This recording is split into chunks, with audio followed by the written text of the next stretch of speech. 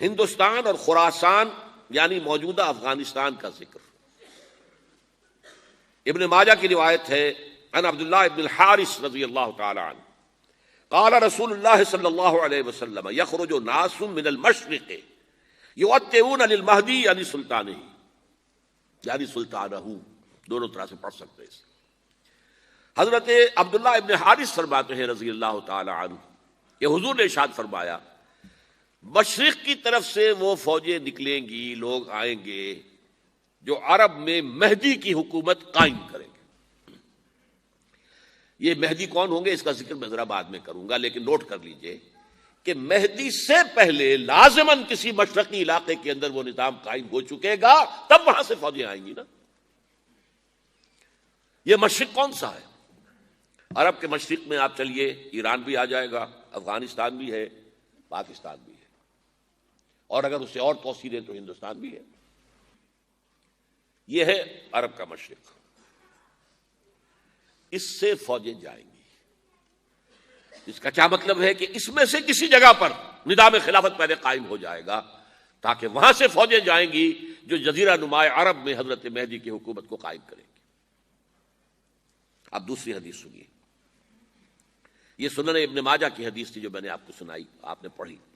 دوسری عن ابی ہریرہ رضی اللہ تعالی عنہ، یہ ترمذی شریف کی روایت ہے، قال قال رسول اللہ صلی اللہ علیہ وسلم یخرج من خراسان رایات سود لا يردها شیء حتی تنصب بایلیا۔ خراسان کے علاقے سے سیاہ جھنڈے لے کر فوجیں آئیں گی، ان کا رخ کوئی موڑ نہیں سکے گا، ان کو پیچھے پھیر نہیں سکیں گے کوئی بھی، یہاں تک کہ وہ یروشلم میں جا کر جھنڈے نصب کر دیں گے۔ ایلیا حضور کے زمانے میں یروشلم کو کہتے تھے۔ یہ یروشلم تھا جب حضرت سلیمان کی حکومت تھی اور یہاں پر معبد سلیمانی، ہیکل سلیمانی قائم ہوا، پھر یہ یروشلم ہی رہا ہے تاریخ میں، یہاں تک کہ سن 70 عیسوی میں جب ٹائٹس رومی جنرل نے اس کو گرایا، ختم کیا، سیکنڈ ٹیمپل گرا دیا، اور یہاں سے یہودیوں کو کہا نکل جاؤ، یہاں سے کوئی یہودی باقی نہیں رہا، بالکل تہو بالا برباد کر دیا۔ اس کے کوئی 150 سال بعد ہیڈریان، رومن ایمپرر ہیڈریان، اس نے پھر دوبارہ آباد کیا اس شہر کو۔ 150 سال تک یہ بالکل بنجر اور بالکل غیر آباد پڑا تھا۔ اب ہیڈریان نے جب آباد کیا تو اس کا نام ایلیا رکھا، اب یروشلم نام نہیں تھا۔ تو حضور کے زمانے میں پھر اس کا نام ایلیا تھا، اور اب اس سے کیا معلوم ہو رہا ہے کہ یہ یروشلم مسلمانوں کے قبضے سے اس وقت نکلا ہوا ہوگا۔ ایک دفعہ پہلے نکلا تھا، سن 1099 عیسوی میں مسلمانوں کے ہاتھ سے نکلا، کروسیڈرز، عیسائیوں نے آ کر اس کو قبضے میں کیا، لاکھوں مسلمانوں کو مارا، قتل کیا۔ اس کو 1187 عیسوی میں واپس لیا ہے۔ کس نے لیا ہے؟ صلاح الدین ایوبی، کرد۔ عرب کھوکھلے ہو چکے تھے، عربوں نے کھویا، واپس نہیں لے سکے، بہت حکومت کر چکے تھے، 400-500 برس کی حکومت کر کے، اور ان کے عیش اور ان کے آرام، اب ان میں جان نہیں تھی کہ وہ واپس لے سکے۔ واپس لینے والا گرم کرد خون تھا، صلاح الدین ایوبی۔ تو گویا کہ اب آپ سمجھئے کہ 88 برس تک عیسائیوں کا قبضہ رہا یروشلم پر۔ اب 1967 میں یہودیوں نے قبضہ کیا ہے، اور اب 38 برس تو ہو گئے، 88 نہیں تو 38 برس تو ہو گئے ہیں، لیکن وہ دور آئے گا کہ اب پھر لیں گے۔ لینے والے عرب بھی نہیں ہوں گے، خراسان کے علاقے سے فوجیں آئیں گی۔ یہ خراسان کیا تھا؟ ایلیا تو میں نے آپ کو بتا دیا، یروشلم کا نام ہے۔ خراسان اس زمانے میں ایک بہت بڑے ملک کو کہتے تھے، کچھ حصہ پاکستان کا بھی اس میں شامل ہے، کچھ حصہ ایران کا بھی ہے۔ ایران کے اس حصے کو اب بھی خراسان کہتے ہیں، وہ ایک صوبہ ہے، خراسان ایک صوبہ ہے ایران کا چھوٹا سا۔ پاکستان میں خاص طور پر یہ جو علاقہ مالاکنڈ ایجنسی کہلاتی ہے، اس سے اوپر جتنا علاقہ ہے، اور یہ جو واخان کی ایک پٹی آتی ہے اوپر، واخان افغانستان کی ایک پٹی سی دم سی چلی آتی ہے جو جا کر چائنا کی سرحد سے مل جاتی ہے، یہاں سے لے کے یہاں تک یہ جو مالاکنڈ کا وہ درہ ہے اور پہاڑ ہے، یہ بھی خراسان کا حصہ ہے۔ باقی تقریباً 2/3 آف افغانستان ساؤدرن حصہ نہیں ہے خراسان کا حصہ، یہ سیستان کہلاتا تھا، یہ خراسان نہیں ہے، لیکن یہ کہ اوپر کا 2/3 آف افغانستان اور اس کے ساتھ یہ جو عرب، جو اب یہ ترک ممالک آزاد ہوئے ہیں سوویت یونین کے ڈسولوشن کے ساتھ، یہ سارا علاقہ کہلاتا ہے خراسان بزرگ، دی گریٹ خراسان۔ ایک مرتبہ ایک یہاں کا جو کونسلیٹ ایران کا، وہ آئے تھے میرے پاس، ان کے ایک اہم آدمی، ان سے میں نے پوچھا خراسان، تو پہلے تو ان کا خراسان ہمارا ایک صوبہ ہے، میں نے کہا نہیں مجھے خراسان، او خراسان بزرگ، وہ جو آپ دی گریٹر خراسان کی بات کر رہے ہیں وہ یہ تھا۔ پھر میں نے اور ذریعوں سے بھی تحقیق کی، پہلے خیال تھا کہ پورا افغانستان اس میں شامل ہے، لیکن اب معلوم ہوا کہ نہیں، یہ جو جنوبی حصہ ہے یہ سیستان کہلاتا تھا، کچھ بلوچستان کا حصہ اس میں شامل تھا اور کچھ یہ جنوبی حصہ افغانستان کا۔ یہاں سے فوجیں جائیں گی اور یہ فوجیں جا کر خراسان سے چل کر ایلیا پہنچیں گی، یروشلم پہنچیں گی اور اپنے جھنڈے گاڑ دیں۔ اس کا جو نتیجہ نکلتا ہے وہ آپ سمجھ لیجئے۔ اس میں بھی اب میں اس سیر ترجمان القرآن اقبال کا ایک شعر آپ کو سنا رہا ہوں۔ ایک تو انہوں نے جو اردو میں کہا تھا، میرے عرب کو آئی ٹھنڈی ہوا جہاں سے، میرا وطن وہی ہے، میرا وطن وہی ہے۔ ٹھنڈی ہوا حضور کو آئی، مجھے ہندوستان کی طرف سے ٹھنڈی ہوا آ رہی ہے صلی اللہ علیہ وسلم۔ اس کا جو ہے حوالہ مجھے نہیں مل سکا ہے اب تک، لیکن لوگ مانتے ہیں کہ ہاں ہے، حدیث ہے، پڑھی ہے ہم نے، لیکن بتا نہیں پا رہے کوئی۔ اور ظاہر بات ہے کہ حدیث کا ذخیرہ اتنا وسیع ہے کہ اس میں سے تلاش کرنا آسان کام نہیں ہے، اور اقبال کو کافی علم تھا ان چیزوں کا، تو اس کو بغیر کسی بنیاد کے نہیں کہہ سکتا، میرے عرب کو آئی ٹھنڈی ہوا جہاں سے، میرا وطن وہی ہے، میرا وطن وہی ہے۔ لیکن اس سے بھی زیادہ جو بات ہے وہ علامہ اقبال کا ایک شعر ہے جس کے پہلے مصرے میں تو حضرت مہدی کا ذکر ہے، وہ میں بعد میں اس کا ذکر کروں گا جب ان کا وقت آئے گا۔ خضر وقت از خلوت دشت حجاز آید بروں، خضر وقت، وقت کا خضر، میرے نزدیک وقت کا مجدد حضرت مہدی، وہ خلوت حجاز سے باہر آئیں گے۔ خضر وقت از خلوت دشت حجاز آید بروں، کارواں زیں وادی دور و دراز آید بروں، کارواں اس وادی دور و دراز سے چلے گا۔ یہ وادی دور و دراز کون سی ہے؟ وادی سندھ۔ وادی سندھ کا تصور پتہ نہیں آپ کو کیا ہے، آپ کو معلوم ہونا چاہیے کہ وادی سندھ، یہ سارے ٹریبیوٹس جو آ رہے ہیں، جو وادی اس دریائے سندھ میں مل رہے ہیں، جیسے ایک درخت ہوتا ہے اور اس کی شاخیں ہیں، وہ تو درخت کے تنے سے نکلی ہیں، ایک یہ کہ ٹریبیوٹریز ہوتی ہیں، چھوٹے چھوٹے دریا ہوتے ہیں، وہ ملتے ہیں تو ایک بڑا دریا بنتا ہے۔ یہ ٹریبیوٹریز مشرق سے بھی آ رہی ہیں سندھ میں اور مغرب سے بھی آ رہی ہیں۔ افغانستان کا جو مشرقی حصہ اسی وادی سندھ کے اندر ہے، اور یہ موجودہ پاکستان، بلکہ اس میں سے کچھ حصہ جو ہم چھوڑ چکے ہیں، ہم سے نکل گیا دریائے ستلج تک، یہ اس وادی سندھ کا حصہ ہے۔ کہاں آ رہا ہے ستلج؟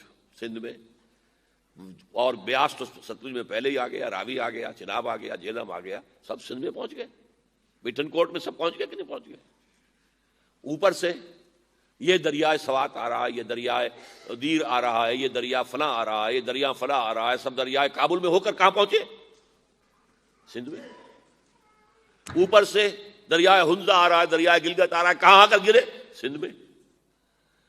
پھر یہ جو دریا آ رہے ہیں جو ہمارے جو ہے درائے گومل سے چلا آ رہا ہے، ٹوچی چلا آ رہا ہے، کہاں جاتے ہیں؟ سندھ میں۔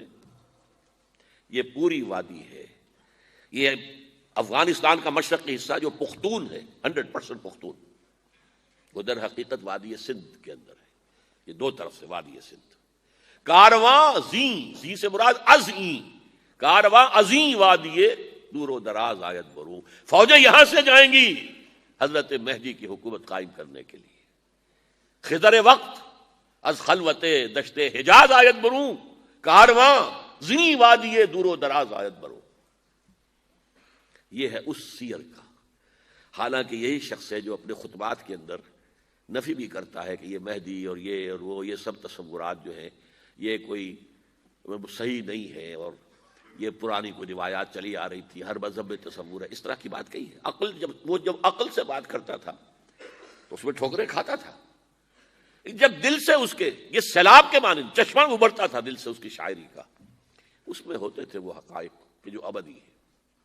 اس پر جو اشفاق صاحب ہوتے تھے ہمارے ہاں، اشفاق احمد ادیب، ڈرامہ نگار، تلقین شاہ، انہوں نے بڑی پیاری بات کہی تھی، اگرچہ ان کا مذاق اڑایا تھا روزنامہ نوائے وقت نے، بات بڑی پیاری تھی۔ اقبال ایک دن کا اقبال تھا، ایک رات کا اقبال تھا۔ دن کا اقبال فلسفی تھا، وہ اپنی عقل سے غور و فکر کرتا تھا، اس کا حاصل تو ہے وہ لیکچرز، خطبات، ان میں بہت سی باتوں پر علماء کو شدید اعتراض ہے۔ ایک رات کا اقبال تھا، اسے الہام ہوتا تھا، سیلاب آتا تھا شاعری کا، اور وہ اقبال جو ہے اصل اقبال ہے۔ اور اس کو کہا اقبال نے خود، ڈاکٹر یوئنگ ہوتے تھے جو پرنسپل تھے ایف سی کالج کے، ان کے نام سے یوئنگ ہال اب بھی موجود ہے نیلا گنبد چوک میں، ایک ہاسٹل بنایا تھا انہوں نے، تو یوئنگ ہال۔ ایک دعوت میں سب جمع تھے، ڈاکٹر یوئنگ بھی تھے، علامہ بھی تھے۔ یوئنگ نے بڑا تیکھا وار کیا کہ ڈاکٹر اقبال، ہم نے سنا ہے کہ آپ جیسا آدمی بھی وربل ریولیشن کا قائل ہے۔ کو پہلے مسئلہ سمجھ لیجئے ورنہ واقعہ سمجھ نہیں آیا تھا۔ ایک ہے وربل، وحی باللفظ، قرآن کے بارے میں ہمارا عقیدہ یہ الفاظ اللہ کے ہیں۔ ایک ہوتا ہے وحی، لیکن اس وحی میں لفظ جو ہے وحی کا نہیں ہوتا، بلکہ وہ انسپریشن کہلاتی ہے، کوئی بات آپ کے ذہن میں ڈال دی گئی، آپ نے اپنے الفاظ میں اس کو ادا کیا۔ تو یہ سمجھتے ہیں کہ وحی جو ہے یہ ہمیشہ وحی باللفظ وربل نہیں ہوتی، یہ عیسائیوں کا عقیدہ ہے۔ اور وہ عقیدہ کیوں بنایا ہے؟ اب ایک بات سے بات نکل رہی ہے، انجیلیں 100 سے زیادہ تھیں، اب بھی کم سے کم 4 کو کینونیکل کہتے ہیں، تو ان چاروں میں اختلاف ہے، تو کون سی انجیل ہے؟ میں جب پڑھتا تھا میڈیکل کالج میں تو میں نے منٹگومری میں ایک بہت بڑا ان کا مشن ہے، تو وہاں پادری صاحب سے مسٹر وائٹ جا کے میں نے کہا کہ which one of these is Bible? اب جواب آپ سنیے، ذہانت کا شاہکار ہے، none of them is Bible. Bible is in them. ان میں سے کوئی بائبل نہیں ہے، بائبل ان کے اندر ہے۔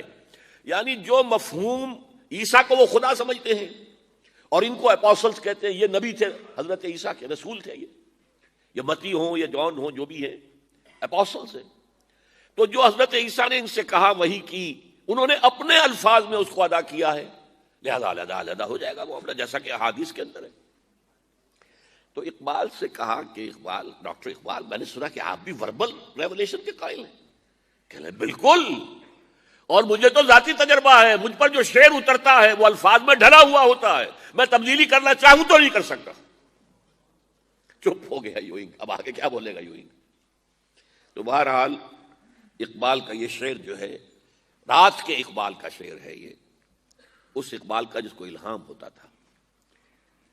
خضر وقت از خلوت دشت حجاز آیت بروں، کارواں زیں وادی دور و دراز آیت بروں۔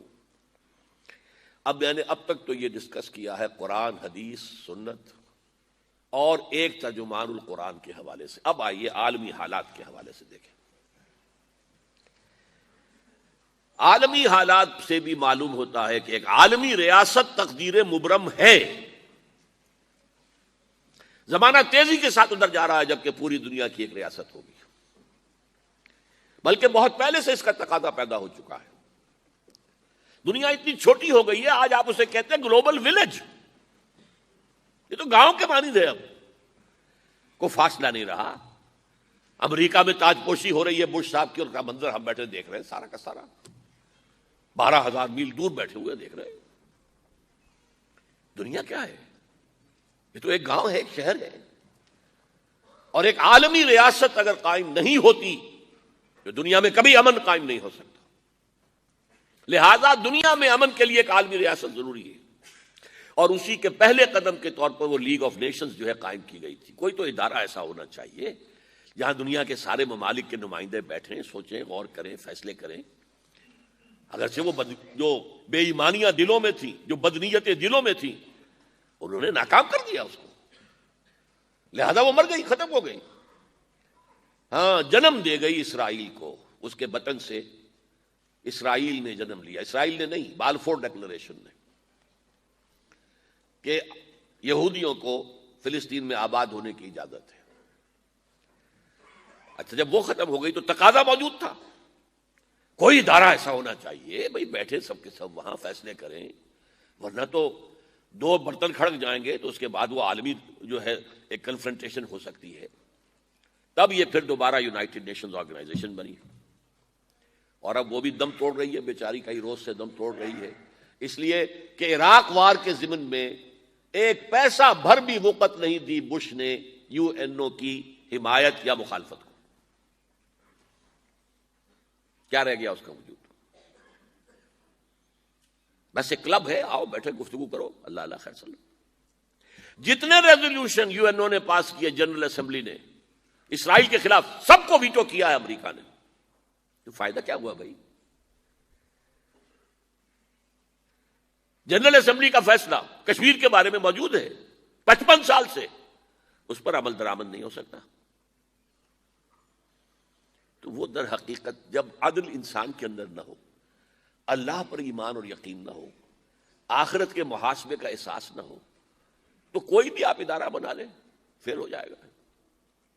ایک زمانے میں، وہ بھی میرے زمانے طالب علمی کا ہے، جمعیت طلبہ والے جو ہے کراچی سے نکالا کرتے تھے اسٹوڈنٹس وائس، ایک انگریزی ہفت روزہ، اس میں لکھا تھا یو این او کا مطلب ہے یونائٹڈ نیشنز آرگنائزیشن نہیں، انٹائڈ نیشنز آرگنائزیشن، جو بندھی ہوئی نہیں ہے آپس میں، یہ نیشنز جو ہیں ان کا کوئی آپس میں تعلق نہیں ہے، ان کی آرگنائزیشن ہے انٹائڈ، یونائٹڈ کی بجائے، اور آج اس کا مظہر سامنے آ چکا ہے۔ لیکن تقدیر مبرم ہے، the march of history can not be stopped, چاہے نیو ورلڈ آرڈر آئے، چاہے جسٹ ورلڈ آرڈر آئے، آئے گا ورلڈ آرڈر، جس میں کوئی شک نہیں ہے۔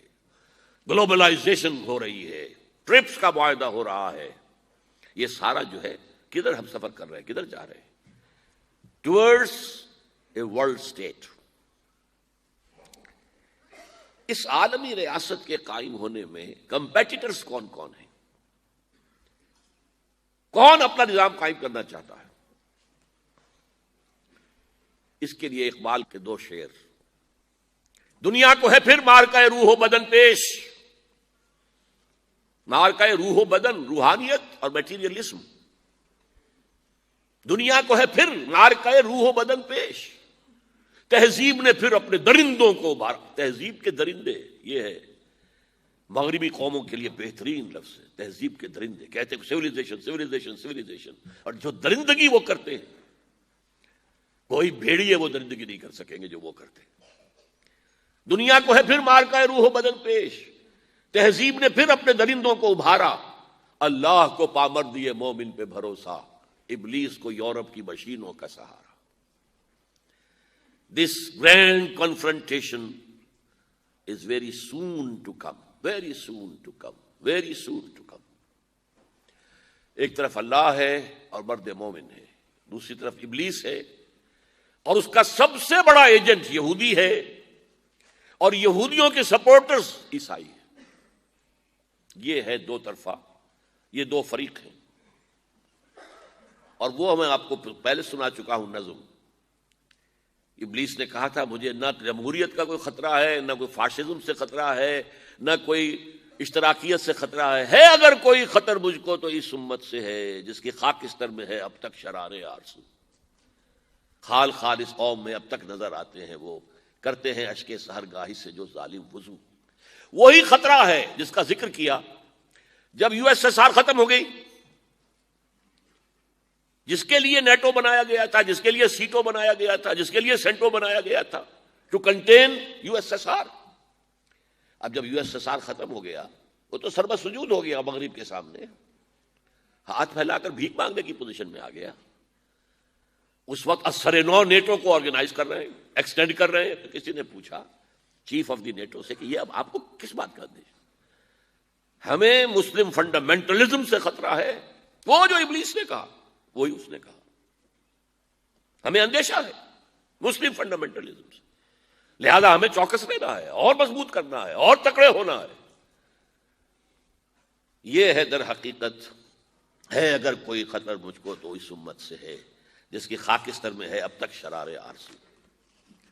اب دیکھیے، ایک طرف میں نے بتایا ایک یہودی ہیں اور ان کے خواب ہیں۔ خواب کیا ہیں؟ گریٹر اسرائیل قائم کرنا، جس میں تقریباً پورا مڈل ایسٹ آ جائے گا۔